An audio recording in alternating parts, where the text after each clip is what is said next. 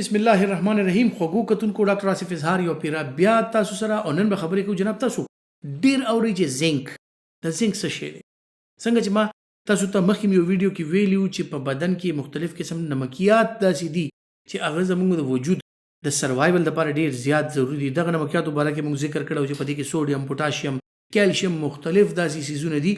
نو نن ذکر کوو ټریس الیمنټس. ټریس الیمنټس هغه سیزونه دي چې کوم زموږ بدن ته د هغې ډیر کم مقدار پکاري، لکه نمکیات دي، دا منرلز دي، دا الیمنټس دي، ټریس الیمنټس دي چې کوم زموږ بدن کې ډیر کم مقدار کې وي، خو د دې کارونه چې کوم دی نو ډیر زیات وي او دا ډیر زیات ضروري سیزونه وي. لکه څنګه چې خبره به وکړو د زنک، د میګنیشیم، د پوتاشیم او دغسې مختلف سوډیم، مختلف نمکیات او مختلف ټریس الیمنټس، منګنیز شو، سیلینیم شو، دا ټریس الیمنټس ورته وي. لکه دا ډیر کم مقدار کې په بدن کې، دونه کم مقدار کې چې ډیرو خلکو نوم هم نه اورېدی، خو دا دونه ضروري سیز دی چې د هغې کمې راشي نو مختلف قسم بیماریانې راتلی شي. نو نن به خبره کوو جناب د زنک باره کې چې زنک څومره ضروري سیز دی.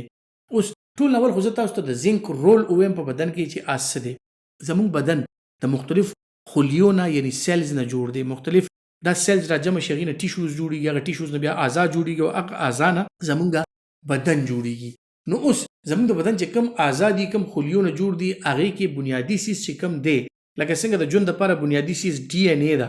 ډي ان اے چې کله په سیل کې ني، په خلیه کې ني، نو هغه سیل ژوندی نشي پاتې کېدی. دقسې دغه ډي ان اے او د سیل نور سټرکچرز، لکه سیل کې دننه نیوکلیس دی چې د هغې نه د ټول سیل ټوله خلیه کنټرول کېږي. بیا د نیوکلیس نه غیر چاپېره نور د دې سیل خوراک دی، د هغې چې کوم پروټیکټیو لیئرز دي هغه دي. څنګه چې د ماشومان په سکول کې د سیل سټرکچر وایي، نو د سیل سټرکچر کې مختلف سیزونه داسې چې دا سیلز کله جوړیږي، که زموږ د وینې سیلز جوړیږي، که زموږ د سکین سیلز جوړیږي، که زموږ د جگر، د لیور، د کډنیز، دغسې هر یو پیپړو مختلف سیلز دي چې د هغې فنکشن د هغه اعضا لحاظ سره مختلف دی. نو دا سیلز چې کله هم جوړیږي دې کې ظاهره خبره ده چې پروټینز پکې پکاري، دې کې چې کوم د ډي ان اے پکاري، دې کې نور داسې سیزونه پکاري. اوس دا ټول سیزونه یو انټیګریټډ پروسس کې چې دا په یو خاص طریقه باندې دا پروټینز جوړیږي، دا ډي ان اے جوړیږي، دا سیل جوړیږي. دې پروسس دپاره چې کوم دی نو زنک انتهایی زیات ضروري دی. دې دپاره ویټامین سی، ویټامین بي 12، فولیک اسید او زنک دا داسې ضروري سیزونه دي چې دا ني نو ستاسو د سیل پروډکشن نه کېږي. چې کله سیلز نه جوړیږي نو ظاهره خبره ده چې کله سیلز نه جوړیږي نو ستا د بدن اعضا به څنګه جوړیږي او ستا د بدن اعضا چې کوم دی نو دا به کار څنګه بیا کوي. نو د دې د جوړېدو دپاره، سټرکچر دپاره او د دې د کارکردګۍ دپاره، یعنې د دې د فنکشن دپاره زنک انتهایی زیات ضروري سیز دی. څنګه چې ما وویل زنک ستاسو د هر یو سیل دپاره پکار دی. نو که ستاسو بدن کې د زنک کمې راشي نو د سر ویښته نه ولې د خپې نوکه پورې ټول چې کوم دی نو تاسو کې مختلف مسایل راتلی شي او تاسو ته مختلف علامات کیدی شي. یعنې ټول نه اهم سیزونه چې کوم دی د سکین ټیکسچر دا خرابېدی شي. سکین نارمل ساتلو دپاره تاسو ته زنک او وایټامین سی ډېر زیات ضرورت دی. داسې زموږ د سترګو نظر شو، زموږ نرو امپلسز شو، زمونږ د بدن د پټو د اډوکو دا کمزورتیاګانې شولې. دې نه علاوه زمونږ هارمونز چې کوم جوړیږي په بدن کې، کوم غدود جوړیږي، دې نه علاوه چې کوم انټي باډیز جوړیږي زمونږ امیونټي لپاره، زمونږ بلډ سیلز جوړیږي، زمونږ وینه جوړیږي. نو دې کې مختلف بلډ سیلز دي لکه ریډ بلډ سیلز، پلیټلیټس، وایټ بلډ سیلز. دا هم چې کوم دی نو ټول دې دپاره چې کوم انزایمز لګي، کوم سیزونه لګي، نو هغې کې د زنک یو ډېر اهم رول دی. نو که زنک نه وي نو تاسو کې د وینې کمې راتلی شي، عصبي کمزوري راتلی شي، د پټو کمې راتلی شي.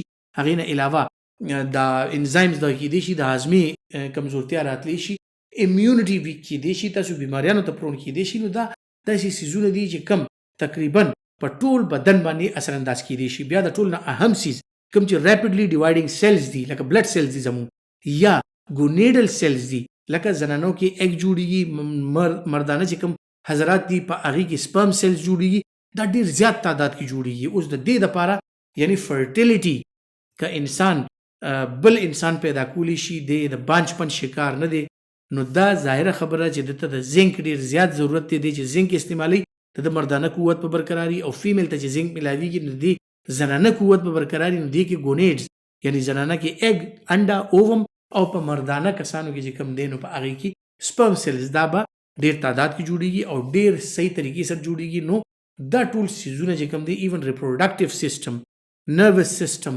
ریسپیریټري سیسټم، ډایجسټیو سیسټم او زموږ چې کوم دغه دی سرکولیټري سیسټم دی، کوم یو سیسټم هم چې تاسو یاد کړئ په هغې کې په ټولو کې اهم څیزونه چې کوم دي دا ټریس ایلیمنټس دي د زنک چې څنګه ما ذکر وکړو. اوس که فرض کړه زنک کم شي په بدن کې کم بیماریانې داسې چې راتلی شي دې باره کې به انشاءالله چېرته بل ویډیو کې ذکر کوم او یقین لرم تمه لرم چې دا ویډیو چې کوم دی ستاسو به خوښیږي هم او تاسو دپاره به معلوماتي هم وي.